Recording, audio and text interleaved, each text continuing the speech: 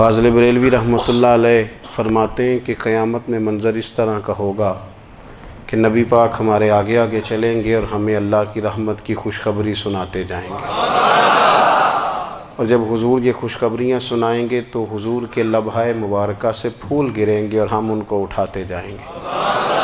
فرماتے ہیں خود تو وہ تھوڑی دیر کے لیے روئیں گے اللہ کی بارگاہ میں کہ یا اللہ انہیں معاف کر دے، خود روئیں گے لیکن ہمیں ہنسا دیں گے۔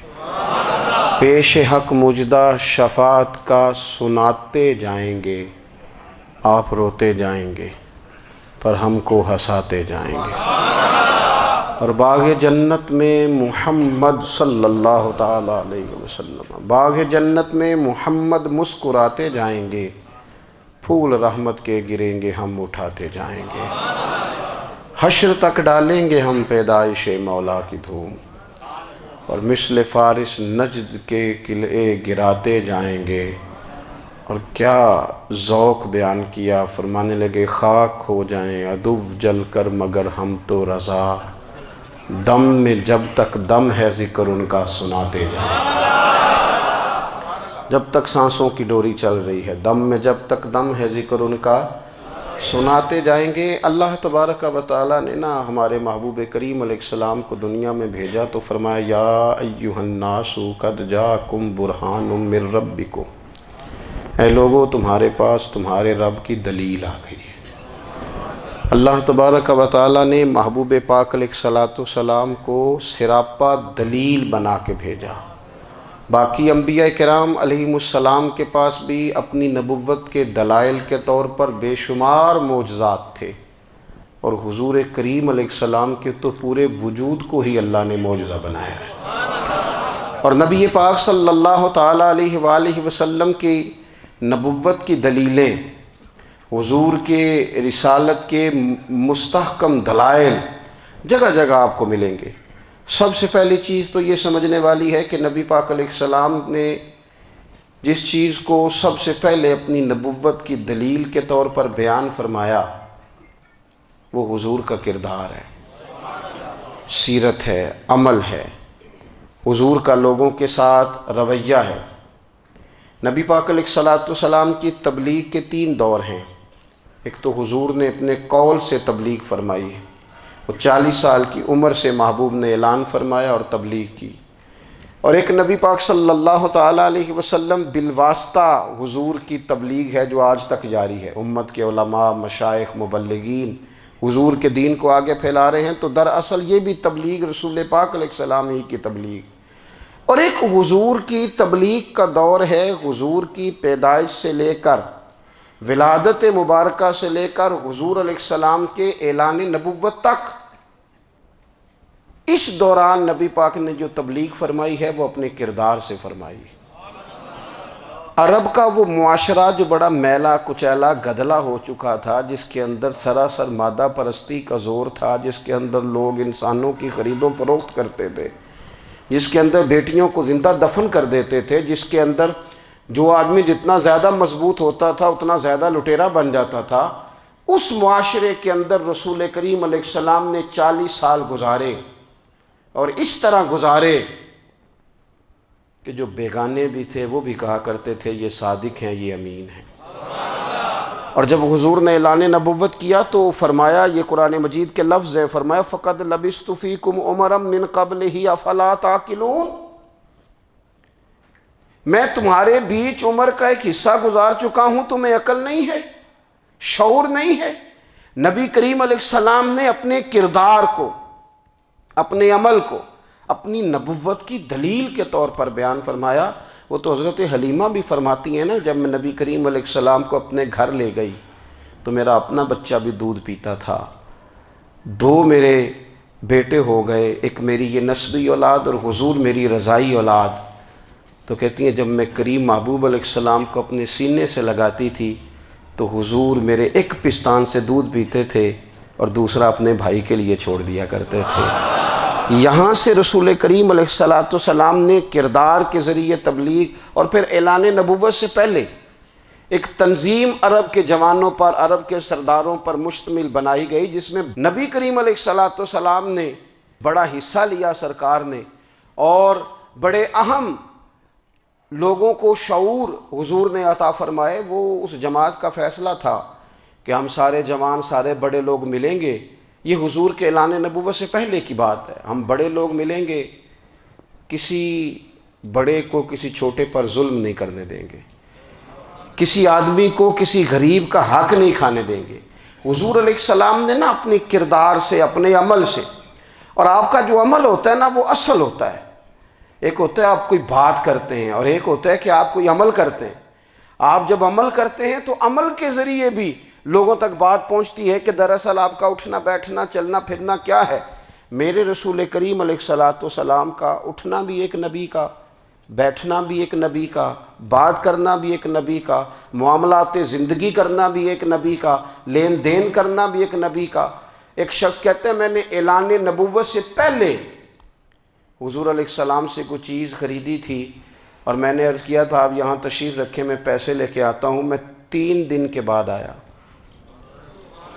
دیکھو یہ بات کرنی کتنی آسان ہے، بولنی کتنی آسان ہے، پر 3 دن یہاں میرے بھائی کو کسی شخص کو 2 گھنٹے انتظار کرنا پڑ جائے تو لوگ کہتے ہیں الانتظار اشد من القتل، یہ تو قتل سے زیادہ تکلیف والا معاملہ ہے منتظر رہنا کسی کا۔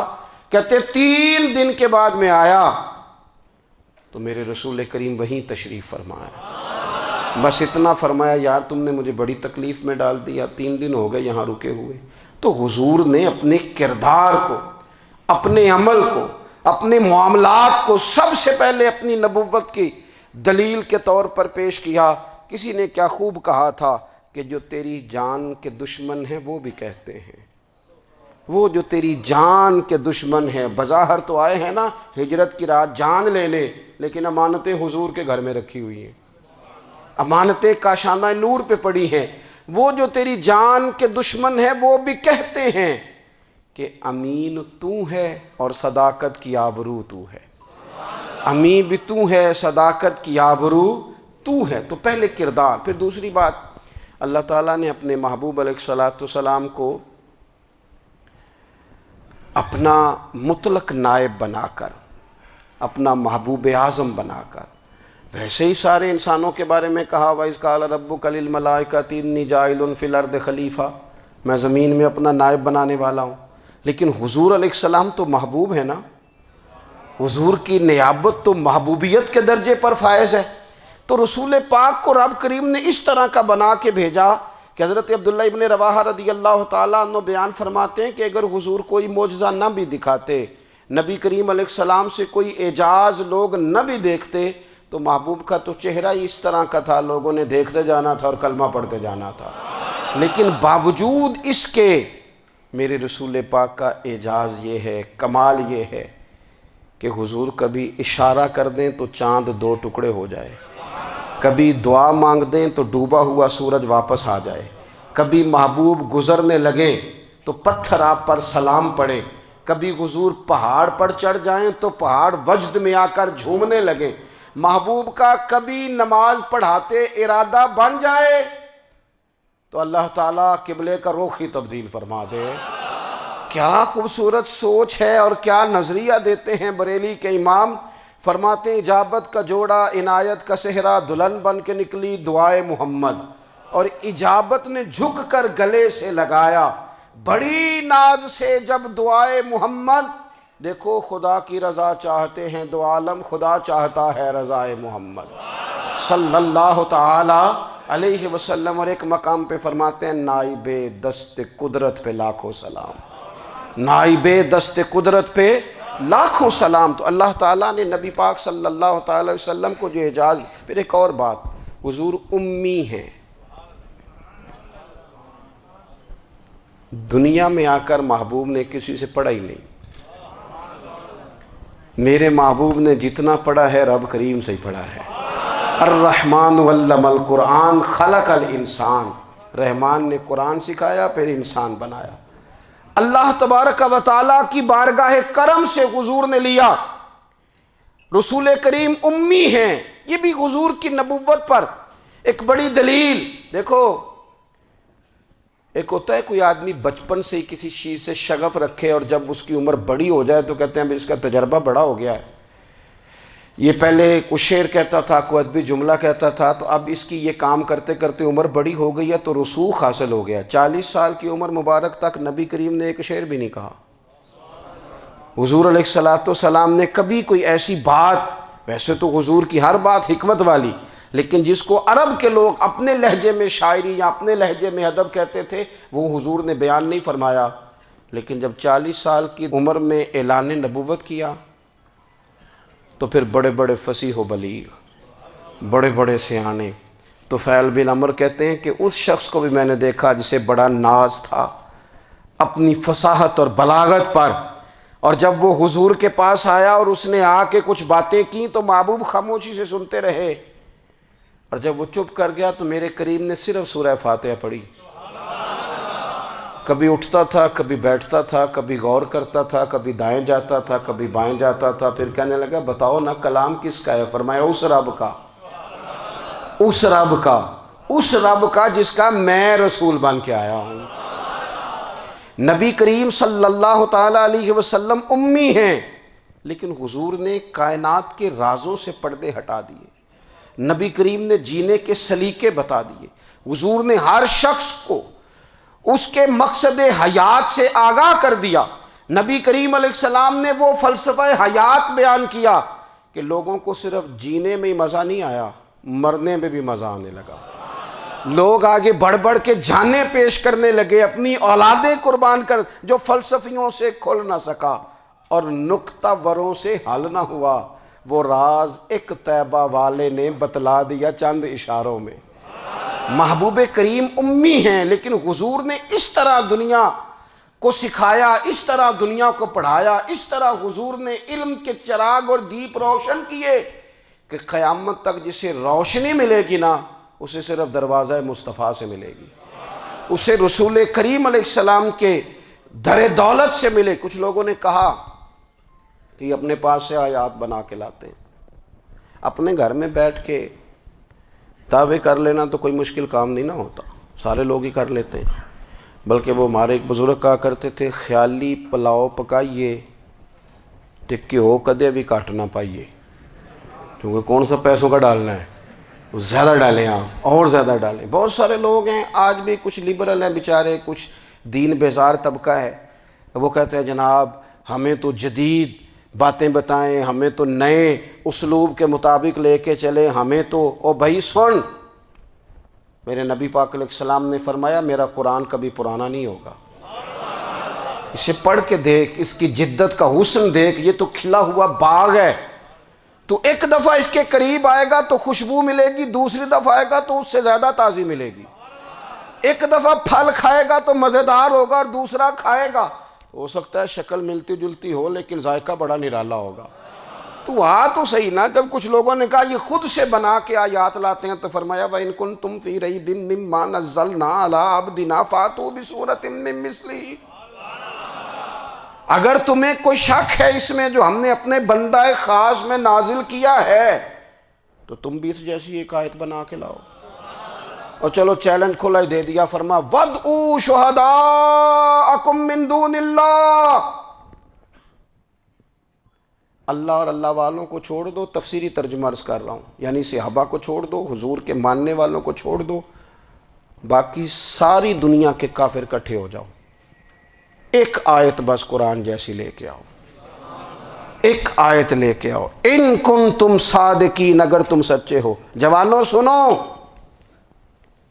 کہا ایک آیت، اور یہ چیلنج آج تک قرآن مجید کا موجود ہے، آج تک وَإِن كُنتُمْ فِي رَيْبٍ مِّمَّا نَزَّلْنَا عَلَىٰ عَبْدِنَا فَأْتُوا بِسُورَةٍ مِّن مِّثْلِهِ، تم قرآن کے مقابلے کی ایک صورت لے کے آؤ اور سارے حمایتی اکٹھے کر لو اپنے، ان کنتم صادقین، اگر تم سچے ہو۔ جواب تو ادھر سے آنا تھا نا، لیکن کائنات کے رب نے جواب بھی خود دیا، فرمایا فَإِن لَّمْ تَفْعَلُوا وَلَن تَفْعَلُوا، اگر تم نہ لا سکے، اور فرمایا تم لا سکتے بھی نہیں، اگر تم نہ لا سکے اور تم لا سکتے بھی، نہ خنجر اٹھے گا نہ تلوار تم سے، یہ بازو میرے آزمائے ہوئے ہیں، وَلَن تَفْعَلُوا، تم لا بھی نہیں سکتے، فَاتَّقُوا النَّارَ الَّتِي وَقُودُهَا النَّاسُ وَالْحِجَارَةُ، پھر اس آگ سے ڈر جاؤ جس کا ایندھن آدمی اور پتھر ہے۔ اعدت للکافرین، بنائی کافروں کے لیے، بنائی مومنوں کے لیے تو رب نے جنت بنائی ہے۔ اعدت للکافرین، یہ دوزخ اللہ نے کن کے لیے بنائی ہے؟ اعدت للکافرین کہتا ہے کافر کے لیے بنایا۔ تو اللہ تبارک و تعالیٰ نے میرے رسول پاک صلی اللہ تعالیٰ علیہ وسلم کو وہ کتاب عطا فرمائی، اور پھر حضور کی فصاحت و بلاغت، معرفت۔ دیکھو ایک ہوتا ہے گھنٹوں باتیں کرنا، ایک ہوتا ہے کئی والیم پر مشتمل، کئی جلدوں پر مشتمل کتب کا لکھنا، اور ایک ہوتا ہے کسی بندے کا ایک بات کرنا اور سامنے والے کی طبیعت کو اتنا جگا دینا کہ اگلی بات فوراً ہی اس کی سمجھ میں آ جائے۔ اور حضور نہ کسی کی انا کو نہیں جگاتے تھے۔ ہم بعض اوقات کسی سے خطاب کرتے ہیں، بات کرتے ہیں تو سامنے والے کی انا کو جگا دیتے ہیں، ٹھیس پہنچاتے ہیں، وہ کہتا ہے چل پھر تگڑا ہو جا میں بھی آیا۔ حضور انا نہیں جگاتے تھے، میرے نبی پاک ضمیر جگاتے تھے تاکہ وہ شخص فیض حاصل کر سکے، اسے کچھ ملے۔ نبی کریم کا جو انداز تکلم ہے وہ اس طرح کا ہوتا تھا کہ انسان خود بخود کھل اٹھتا تھا کہ مطلب یہ بات ہونے کیا لگی ہے، مطلب حضور کیا فرمانے لگے۔ نبی کریم صلی اللہ تعالیٰ علیہ وسلم، ایک دن محبوب کریم نے صحابہ کے بھی یہ حضور کی فصاحت و بلاغت دیکھے، فرمایا محبوب نے کتنا نادان ہے وہ شخص جو اپنے ماں باپ کو گالی دے۔ کھلی ہو گئی لوگوں کی آنکھیں، کان کھڑے ہو گئے کہ یا رسول اللہ کون ایسا بدبخت ہے جو ماں باپ کو گالی دے گا۔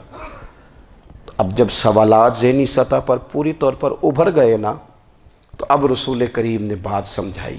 یہ ہے فصاحت و بلاغت، تیرے آگے ہیں یوں دبے لچے فصحاء عرب کے بڑے بڑے، کوئی جان منہ میں زبان نہیں بلکہ جسم میں جان نہیں۔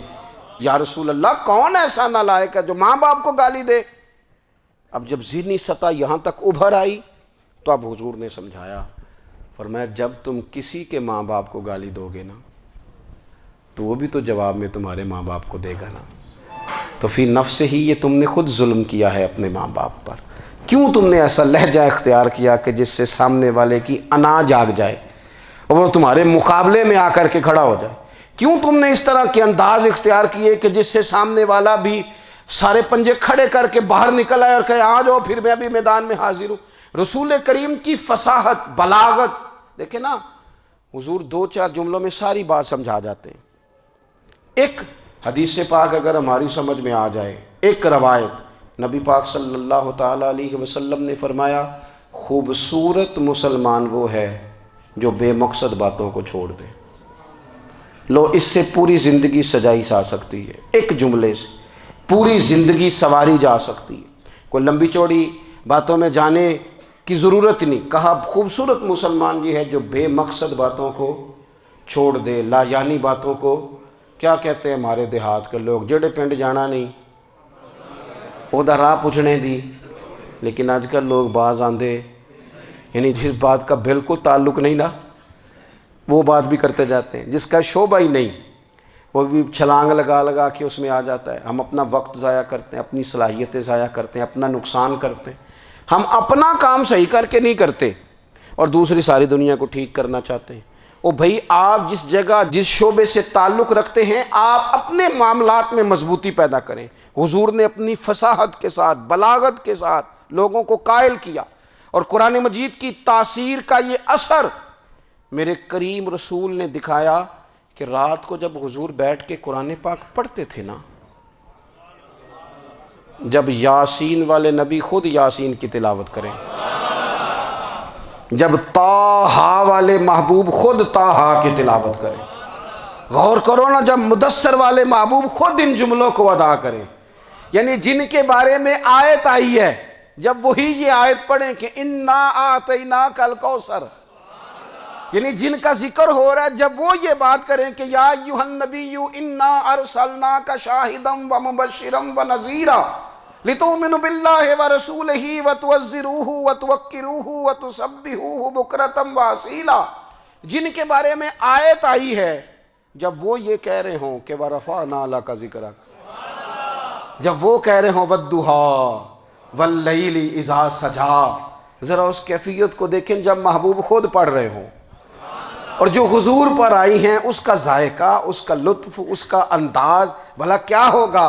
حضور جب رات کو پڑھتے تھے نا قرآن پاک، تو جو پکے کافر تھے نا، ابو جہل جیسے لوگ، وہ بھی جھاڑیوں میں چھپ چھپ کے مدینے والے کی تلاوت سنا کرتے تھے، حضور کی تلاوت سنا کرتے تھے۔ یہی بہتر ہے کہ پردوں میں وہ پردہ پوش رہے، وہ اگر پردے ہٹا دے تو کسے ہوش رہے۔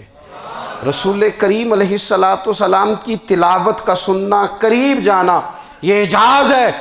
حضرت فاروق اعظم کہتے ہیں میں طبیعت کا بڑا ڈاڈا تھا، مزاج کا بڑا سخت تھا، زندگی ہمیشہ ڈٹ کر گزاری، باتوں پر کھڑا رہنا آتا تھا، پر جب میری بہن نے مجھے چند آیتیں سنائی نا تو میں تڑپ ہی گیا۔ کروں آیا سا مار مقامنے نو، ہن مینو مار دے لے چلو، اوے متے عمر دی عمر برباد ہو جائے، جتھے عمر سوار دے لے چلو۔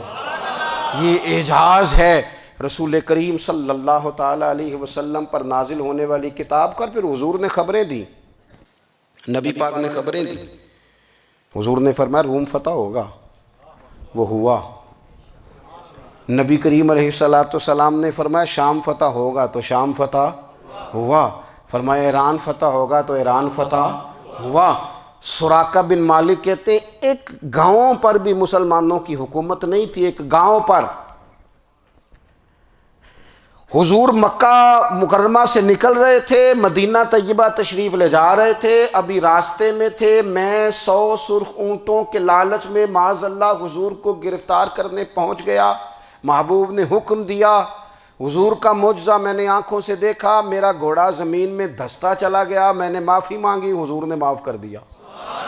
میں نے سمجھا اچانک ہو گیا ہے۔ یہ منوانا بھی بڑا مشکل کام ہے۔ شجر و حجر پہچان گئے، انسان کی نظروں میں شاکی رہا۔ یہ کچھ ایسے لوگ ہیں جن کو منوانا توبہ توبہ، ماننے کو تیار نہیں، دیکھ دیکھ کے بھی ماننے کو تیار ہے نہیں، ماننے کو تیار ہی نہیں۔ کہتے ہیں کہ میں نے پھر چاہا آگے بڑھنا، تو پھر زمین کے اندر میرے گھوڑے کے پیر دھنسنے لگے، پھر معافی مانگی۔ کریم تیرے معاف کرنے کی ادا پہ بھی قربان جائیں۔ یہ نہیں فرمایا کہ تو بار بار یوں ہی کرتا ہے، فرمایا معافی مانگتا ہے، جا میں نے معاف کیا۔ کہتے ہیں 3 دفعہ میں آگے بڑھا، 3 دفعہ حضور نے معاف کیا، تو مسکرا کے فرمانے لگے تو یہاں مجھے گرفتار کرنے آیا ہے، وہ کیسر روم کا علاقہ فتح ہوگا۔ وہ کنگن جو پہنتا ہے نا ہاتھوں میں، بادشاہ کے کنگن معروف ہیں، وہ تیرے ہاتھوں میں آئیں گے۔ اللہ کرے آپ سمجھیں۔ یہ جو لوگ ڈری ڈری سہمی اور ہمارے بچے مایوسی کی معاذ اللہ باتیں کرتے ہیں، وہ دیکھیں حضور کس طرح کی گفتگو فرماتے ہیں۔ ابھی ایک گاؤں پر بھی اسلام کی حکومت نہیں، لیکن حضور کا خبر دینے کا انداز۔ کریم فرمانے لگے وہ کیسر روم کے جو کنگن ہوں گے وہ تیرے ہاتھوں میں آئیں گے۔ جناب سراقہ بن مالک فرماتے ہیں کہ میں مسلمان ہو گیا، حضور کا وصال ہو گیا، کنگن نہیں آئے۔ حضرت ابوبکر صدیق کا وصال ظاہری ہو گیا، کنگن نہیں آئے۔ جناب عمر کا دور آ گیا، سراقہ بوڑھے ہو گئے۔ کوئی بندہ پوچھتا نا کہ اب تو عمر ڈھل گئی ہے، زندگی کا پتہ نہیں، کہنے لگے نہیں میں نہیں جاتا، جب تک کنگن نہیں آتے اسرائیل کوئی نہیں آئیں گے، کیونکہ ساڈے نبی دی زبان ساڈے واسطے قرآن۔ جو دن کو کہہ دیا دن ہے تو دن نکل آیا، جو شب کو کہہ دیا شب ہے تو رات ہو کے رہی، اور خدا نے ان کی زبان کو وہ اختیار دیا، جو نکلی منہ سے ان کے وہ بات ہو کے رہی۔ اور فاضل بریلوی کا تو انداز ہی پھر انوکھا ہے نا، وہ تو کہتے ہیں وہ زبان جس کو سب کن کی کنجی کہیں، جس کو سب کن کی کنجی کہیں، اس کی نافذ حکومت پہ لاکھوں سلام۔ کہنے لگے نہیں آتے حضرت اسرائیل، فکر نہ کرو، بوڑھے ہو گئے تھے، نکلنا گھر سے بند کر دیا تھا، حضرت عمر کا دور تھا، کنگن آ گئے۔ حضرت فاروق اعظم نے ان کے پوتوں سے، نواسوں سے، بچوں سے کہا جاؤ بلا کے لاؤ، کا دادا جان بوڑھے ہیں، فرمایا تم کان میں کہہ دینا کنگن آ گئے، پھر تم دیکھنا تو صحیح۔ پھر حضرت سراقہ آئے، حضور نے جو خبریں دیں، نبی پاک علیہ السلام نے جو گزشتہ قوموں کے احوال بیان کیے، اور پھر میرے نبی پاک علیہ السلام نا دنیا میں عزتیں دینے آئے۔ عزتیں، یہ مزاج ہمیں کم کرنا چاہیے۔ یہ جو ہم ساری زندگی اس کام میں لگا دیتے نا کسی کو نیچا کیسے دکھانا ہے، یہ انداز حضور نے نہیں ہمیں دیا۔ اب دیکھو حضور تشریف لائے تو ہمیں پتہ چلا کہ حضرت یوسف جیسا سونا کوئی نہیں، حضور تشریف لائے تو ہمیں پتہ چلا کہ حضرت داؤد جیسی خوبصورت آواز کسی کی نہیں، حضور تشریف لائے تو ہمیں پتہ چلا کہ جناب عیسیٰ علیہ السلام کا فقر اختیاری کس طرح کا تھا، محبوب تشریف لائے تو ہمیں پتہ چلا کہ حضرت موسیٰ کا جلال کس طرح کا تھا۔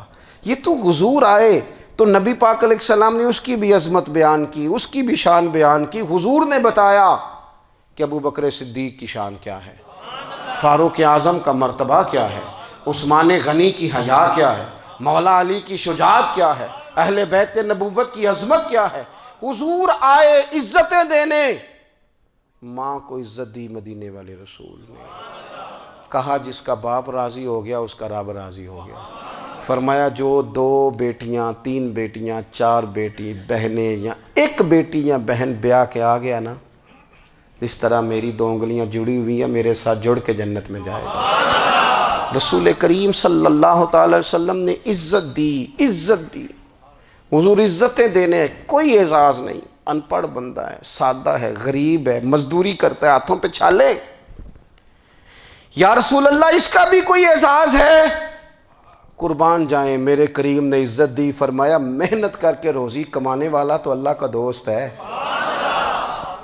یہ اینٹیں اٹھانے والا، یہ مشقتیں کرنے والا، یہ صبح دیہڑی پہ جانے والا، یہ بیچارہ جو اچار سے روٹی کھاتا ہے، تو نے ہر شخص کی قسمت میں یہ عزت لکھی اور آخری خطبے کی صورت میں وصیت لکھی۔ رسول کریم نے ہر بندے کو اعزاز دیا، عظمتیں دی، حضور عزتیں دینے آئے، نبی پاک علیہ السلام نے اعزازات دیے، حضور نے نوازا، یہ ساری چیزیں میرے رسول پاک کی تشریف۔ اور پھر یہ جو حضور کے صحابہ اور اہل بیت ہیں نا، یہ بھی میرے نبی پاک کی نبوت کی دلیل ہے۔ اتنی جلدی انقلاب آیا نہیں کرتے، وہ کل تک جو رہزن تھے حضور نے راہبر بنا دیے، وہ لوگ جو کل تک ایک دوسرے کے گلے کاٹ کے کھاتے تھے، ایک دوسرے کو مارتے تھے، تکلیف پہنچاتے تھے، برادری ازم پہ لڑتے تھے، حضور نے بھائی بھائی بنا دیے، ایک پلیٹ میں کھانا کھانے لگے، سیدنا بلال حبشی، صہیب رومی، سلمان فارسی، حضور نے یوں کر کے ملا دیا۔ نبی کریم علیہ السلام نے تقسیمیں ختم کر دی دنیا میں، حضور کے صحابہ نے اپنا کردار اس طرح کا دکھایا، اتنا بلند کیا، اور صحابہ کرام علیہم رضوان اس کو دے کر اتنی بلندیوں پہ گئے کہ گواہیاں اللہ کا قرآن دیتا ہے، فرمایا محمد الرسول اللہ والذین معہ اشداء علی الکفار رحماء بینہم تراہم رکعا سجدا یبتغون فضلا من اللہ ورضوانا۔ فرمایا یہ جو میرے محبوب کے ساتھ والے ہیں کافروں پر سخت ہیں، آپس میں نرم دل ہیں، تم جب بھی انہیں دیکھو گے سجدے کرتے دیکھو گے، رکوع کرتے دیکھو گے، تم انہیں دیکھو گے اللہ کی رضا کے متلاشی ہیں۔ انہیں ساری مادہ پرستی سے نکال کر محبوب نے رب کی رضا کے رستے پہ ڈال دیا۔ میرے نبی کریم سید عالم صلی اللہ تعالیٰ علیہ وسلم کی نبوت کے دلائل کے طور پر یہ ساری چیزیں آئیں۔ بس میں بات سمیٹنے لگا ہوں، حضور کا جو اخلاق ہے نا، وہ بھی نبی کریم علیہ السلام کی نبوت کی بہت بڑی دلیل ہے۔ وَإِنَّكَ لَعَلَىٰ خُلُقٍ عَظِيمٍ، محبوب ہم نے آپ کو نا خلق عظیم کا مالک بنایا ہے۔ کچھ لوگ سمجھتے ہیں صرف آپ کا بولنے کا انداز ٹھیک ہو تو آپ با اخلاق ہیں، نہیں بھائی، بولنے کا انداز ٹھیک ہونا با اخلاق نہیں، سچ بولنا اخلاق کی علامت ہے۔ آپ کا حق بات کرنا اخلاق ہے، آپ کا صحیح گواہی دینا اخلاق ہے، آپ کا اللہ تعالیٰ کی طرف سے آزمائش آنے پر صبر کا مظاہرہ کرنا اونچا اخلاق ہے۔ رب نعمت دے تو آپ کا وجود ڈھلتا جائے شکر میں، یہ اخلاق ہے۔ رب کریم اگر آپ کو کسی وقت کسی آزمائش میں اپنی حکمت سے ڈالتا ہے تو عزت نفس کو برقرار رکھنا، خودداری کو برقرار رکھنا، یہ اخلاق۔ نبی پاک نے اعلیٰ ترین اخلاق کی بات بتائی، اعلیٰ ترین۔ حضور نے لوگوں سے بیعت لیتے وقت کہا تھا میرے ہاتھ پر بیعت کرو، چوری نہیں کرو گے۔ نبی پاک علیہ السلام نے مختلف امور پر بیعت لی۔ حضرت حکیم بن حزام کہتے ہیں حضور نے میرے ہاتھ پہ ہاتھ رکھ کے کہا میرے ہاتھ پہ ہاتھ رکھ کے بیعت کرو کہ کسی دنیا دار سے سوال نہیں کرو گے، خودداری سے زندگی گزارو گے، عزت نفس سے، جو رب نے تمہیں دیا ہے تم اس پر راضی رہو گے، لوگوں کی جیبوں کو ٹٹولنا، دوسروں کی دولتوں پہ راج کرنا، دوسروں کے مال پر نگاہیں ڈالنا اللہ کے حبیب نے پسند نہیں فرمایا۔ فرمایا بیعت کرو کہ تم کبھی کسی سے سوال نہیں کرو گے، حد ہو گئی۔ نبھانے والوں نے پھر اس عہد کو نبھایا اور کمال کر دی۔ حضرت حکیم بن حزام گھوڑے پہ بیٹھے تھے، ہاتھ میں درہ تھا، وہ زمین پہ گر گیا، قریب غلام کھڑا تھا، حضرت حکیم بن حزام خود گھوڑے سے اترے، درہ اٹھایا، دوبارہ گھوڑے پہ بیٹھے۔ غلام عرض کرنے لگا حضور مجھے بتا دیتے میں اٹھا کے دے دیتا۔ آنکھیں چمک اٹھیں، فرمانے لگے کیسے بتا دیتا؟ اپنے رسول سے وعدہ کیا ہے کبھی کسی سے سوال نہیں کروں گا، کبھی سوال نہیں کروں گا۔ اللہ کے محبوب نے ہمیں اعلیٰ اخلاقی قدروں کی بات ہمیں سکھائی ہے۔ ہم دیکھتے ہیں کہ بڑی جلدی 2 4 5 لوگوں کے غصہ دلانے پر ہم ساری اخلاقی حدوں کو کراس کر جاتے ہیں۔ دوستو ہمارا ایک ویژن ہونا چاہیے، ہمارے ذاتی رویے بڑے معتبر ہونے چاہیے، لین دین کے معاملات کے اندر مسلمانوں کو بڑا صاف ستھرا ہونا چاہیے۔ ہمیں اپنی معاشی زندگی میں روزمرہ کے معاملات میں ہماری توجہات کا مرکز صرف اللہ رسول کی ذات ہونی چاہیے۔ رب کریم نے اپنی حکمت سے کسی کو کتنا دیا ہے یہ اس کی حکمت کے تقاضے ہیں، ہمیں اس نے جس رنگ میں جس حال میں رکھا ہے ہمیں اپنے رب کی رضا پر بہت زیادہ مطمئن ہونا چاہیے۔ اچھا پھر ایک اور بات، جن چیزوں کو ہم نے دکھ بنایا ہے نا یہ تو وہاں دکھ تھا ہی نہیں، مہینہ مہینہ چولہا نہیں جلا، لیکن کسی جگہ اظہار غربت ہے حضور کی اولاد پاک کا یا صحاب کا یا ازواج کا، مہینہ مہینہ چولہا نہیں جلا۔ لیکن یہ اخلاق عالیہ کا حسن دیکھو، اپنے گھر مہینہ مہینہ چولہا نہیں جلا، جو مانگنے آیا اسے جھولی بھر کے عطا فرمایا، کوئی دروازے سے خالی نہیں گیا۔ عزیز بھائی اگر زندگی میں اخلاقی قدریں ہم اپنا لیں اور ہم تھوڑا تھوڑا کر کے اپنے آپ کو تبدیل کریں، ساری زندگی توجہ رہی کہ فلاں کیا کر رہا ہے فلاں کیا کر رہا ہے، تھوڑا سا گردن کو جھکا کے اپنے اوپر توجہ ڈالیں، اپنے آپ کو وقت دیں، حضور کے اخلاق عالیہ کی روشنی میں، تعلیمات حسنہ کی روشنی میں ہم اپنے کردار و عمل پر تھوڑی توجہ دیں۔ اس وقت بہت بڑی تعداد میں امت مسلمہ ہے، اور ایسا نہیں ہے کہ دولت نہیں ہے، دولت سے بھی سرشار ہیں۔ ہمارے ہاں بڑے بڑے انجینئر ہیں، بڑے بڑے ڈاکٹر ہیں، لیکچرار ہیں، ہمارے پاس بڑے بڑے ہاسپٹل ہیں، بڑا کچھ ہے، لیکن کردار و عمل کے بادشاہ، اپنی زندگی تقوی کی روشنی میں گزارنے والے ان لوگوں کی تعداد کم ہے۔ اگر کوئی آج بھی سارے کام نیک کرے لیکن جائیداد میں سے بیٹی کا حق رکھ جائے تو پھر اس نے کیا میلاد منایا ہے؟ اگر آج بھی جو 2 4 لوگ بیچارے اس کے زیر دست ہیں، ملازمین ہیں، ان کے ساتھ اس کا رویہ انتہائی سخت ہو تو اس نے کیا میلاد منایا؟ اگر آج بھی وہ برادری ازم کی بنیاد پر دوستیاں کرے اور چھوٹے بڑے کی وہ تقسیم رکھے، جسے حضور نے فرمایا کہ قبیلے تو تعارف کے لیے، ورنہ کسی عربی کو اجمی پر، گورے کو کالے پر کوئی فضیلت نہیں۔ اگر کوئی آج بھی اس برادری ازم کا قائل ہے پھر اس نے کیا میلاد منایا؟ اگر کوئی شخص آج بھی اپنے آپ کو مادہ پرستی میں پوری طرح دھکیل چکا ہے اور رضا الہی کا مسافر نہیں بنا تو اس نے کیا میلاد منایا؟ اپنی طبیعتوں میں روحانی تبدیلی اور وہ خاص افکار جو حضور اپنے غلاموں میں پیدا فرماتے ہیں، ان افکار کو پیدا کرنا، سوچوں کو بدلنا، سوچوں کو، نظریات کو بدلنا، اپنے روزمرہ کے معاملات کا جائزہ لینا کہ ہم کس طرح آگے بڑھ سکتے ہیں اور کس طرح ہم ایک بہترین امتی اور ایک بہترین مسلمان بن سکتے ہیں، اس پر توجہ دینا، یہ میلاد ہمیں سبق دیتا ہے۔ اللہ تعالیٰ مجھے اور آپ کو عمل کی توفیق عطا فرمائے۔